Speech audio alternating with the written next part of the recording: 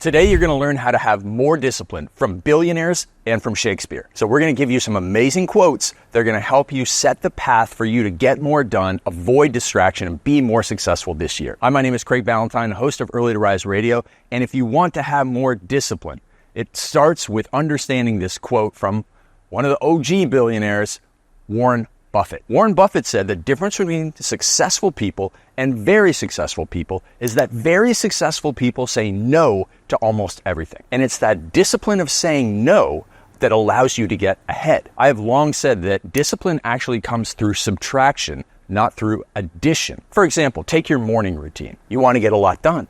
You want to be successful. And if your morning routine is green juice and sauna and cold plunge, and then meditation and yoga and workouts and interpretive dance, 19 different things before 8 a.m. and checking your email and scrolling through Facebook and all that sort of stuff. Well, it's just a waste of time because in order to be successful, you have to do work. And none of those things are actually doing the work. And so the longer you put off doing the work and depleting your willpower and discipline early in the morning, the harder it is to do work later on in the day. So you go through and you actually subtract all the things that don't matter. Maybe you say, I absolutely have to cold plunge. Okay, great. You absolutely have to cold plunge. Takes you 5 minutes, then get to doing the work. Subtract all the non-essential stuff from your life. That is the difference, as Warren Buffett said, from successful people who do a lot of things and very successful people who hardly do anything but work inside their zone of genius. Like everybody sees Warren Buffett today, on TV and, running his event and all sorts of things, on a jet with Bill Gates on Instagram. But for years, decades, from like the 1930s, late 1930s until, the 1970s or 80s, 30, 40, 50 years, Warren Buffett sat at a desk all day long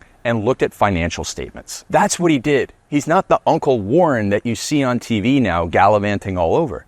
No, he worked on one thing and said no to so many other things. He said no to other investment ideas and focused on his one approach. And that's how he became one of the richest men in the world. Well, he was the richest man in the world for a while, but eventually, he's taken over by Elon Musk and others. So what you need to do is start to subtract things from your life if you want to be more disciplined so that you can focus on the one thing. That's why books like Essentialism and The One Thing resonate so much with people because they go, I'm doing too much. And doing too much is actually undisciplined. I always like to talk about Oprah, the billionaire, when it comes to stopping doing so much. I call Oprah Nopra. Oprah says no more than anybody else in the world. She has billions of fans who all want a minute or two of her time. But if she gave every single person who wanted a minute or two of her time, that time, she would never be able to do anything good, big, massive, that would explode her brand and grow her business. No, it would just eat away, death by 1,000 cuts, her helping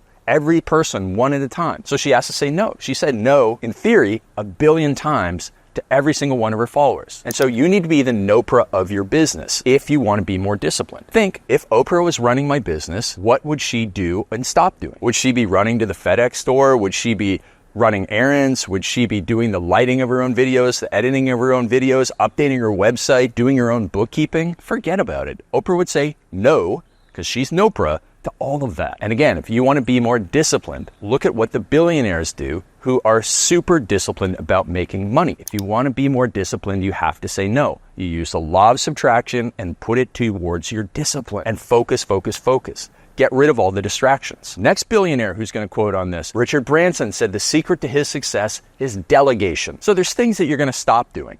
You're going to say, no, not doing that. Nobody should be doing that. And then there is the stuff that you need to automate, delegate to other people. All those things I mentioned before, the bookkeeping, the editing of videos, you have to delegate those things. They are not your job. You're not even good at them. Imagine you got a job editing videos for some other company. How long would you last? A day? They go like, no, this is horrible. I need a professional. And yet you edit videos for the most important business in the world, your own.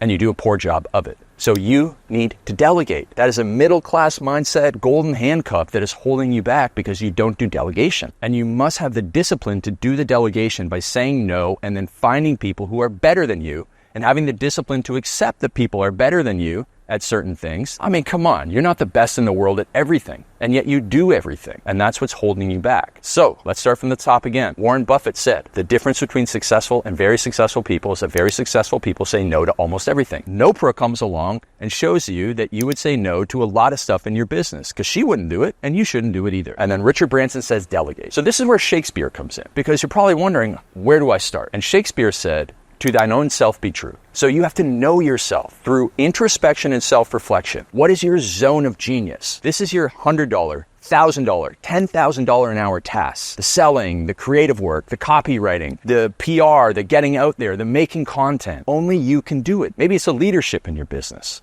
Inspiring the troops, inspiring the team to go and do their great work. That's what you focus on. You don't focus on all those other things. You delegate that stuff and know what you're not good at. Know what you don't like to do. Know what you should stop doing because it's not moving the business ahead. And this constant, and I mean constant, it needs to be done every 90 days. Constantly you go through and you look at what you should stop doing. One of my mentors, Vern Harnish, has this great exercise, love, loathe. You write down all the things you love doing in your business, and you write down all the things you loathe doing in your business. And then you delegate the stuff that you loathe. You get it off your plate. You shouldn't be doing it. It consumes mental energy. And when it consumes mental energy, you make bad decisions because all that mental energy is an undisciplined approach to thinking. Let me explain that again. If you're doing all the tasks and you're doing them poorly, and the business is struggling, it's going to consume a lot of your brain power. And because it's consuming a lot of your brain power, when you have to make a very important decision would be made by someone who steps back, who takes the time and thinks and clears their mind and clears their schedule. But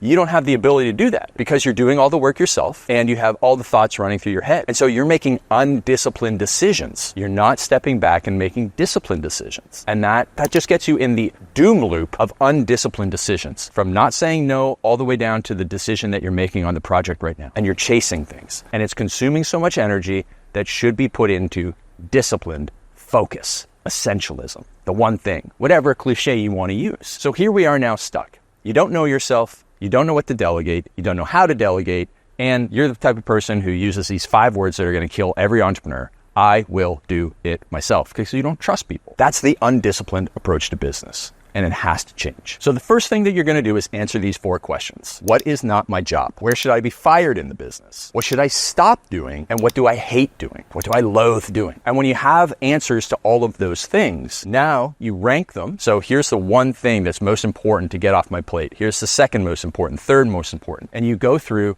and you either outsource through Upwork.com or Fiverr.com or some other form on the gig economy. There's stuff like TaskRabbit for physical. If somebody needs to put together a bookshelf, you can go to Upwork and find video editors. There's all these things all over the world for people in the gig economy to do the work that you should not be doing.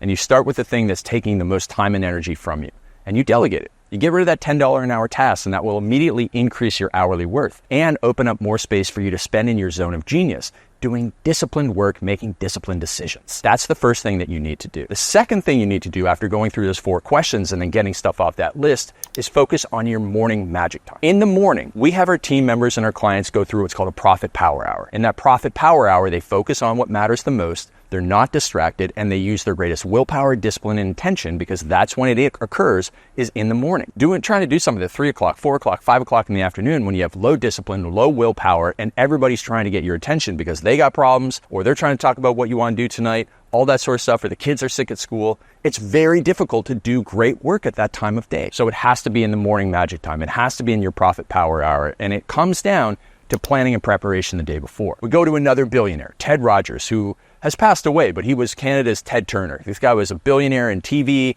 and mobile networks. And Ted Rogers won many deals, negotiation deals, because his team was always the most prepared team in the room. And so if you're waking up in the morning and you're not prepared, you haven't made your to-do list. If you're making your to-do list in the morning, you're already too late. But if you do it the day before, you're prepared. You're more prepared than your competition. So you wake up in the morning and you focus on money now and money later activities that I talk about in my Profit Power Hour program. And from there, you are able to move the business ahead. You're able to move the needle, disciplined work, disciplined decisions. So to wrap it all up, these billionaires have shown us the way. Success leaves clues. And so if you want to be more disciplined this year, it all starts with saying no, doing less, having more focus, and protecting yourself. This is where you can get into some tricks and hacks, like using the Opal app to block you from your apps and going online. One of our coaches, Daniel Woodrum, uses this from 5 a.m. to 8 a.m. and from 5 p.m. to 8 p.m. So from 5 a.m. to 8 a.m., he focuses on revenue generating activities for the business. And then at night, from 5 p.m. to 8 p.m., he uses the Opal app